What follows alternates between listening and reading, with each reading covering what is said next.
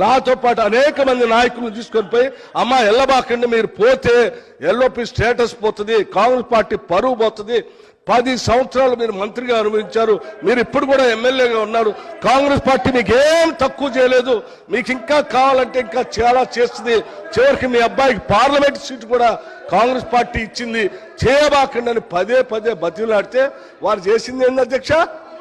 ఒక్కసారైనా ఆలోచన చేశారా? ఒక్కసారైనా ఆలోచన చేశారా? మీరు ఏం ఆలోచన చేశారు అధ్యక్ష? నీ అధికారం కోసం, మీ స్వార్థం కోసం కాంగ్రెస్ పార్టీ నిర్ణయం కాదని ఈ రాష్ట్ర చరిత్రలో ఎవరిని చేయలేకుండా నన్ను సిఎల్పి లీడర్గా చేస్తే అది లేకుండా చేయటం కోసం వదిలిపెట్టి పోయి టీఆర్ఎస్ పార్టీలో చేరినటువంటి వారు ఇవాళ బాధపడుతూ మాట్లాడుతున్న ఆవేదన చెందుతున్నా అంటే ఆవేదన చెందాల్సింది ఎవరు అధ్యక్ష? నేనా, కాంగ్రెస్ పార్టీయా, లేకపోతే ఈ రాష్ట్రంలో ఉన్నటువంటి ప్రజాస్వామ్యవాదుల? ఎవరు అధ్యక్ష బాధపడాల్సింది? వారా?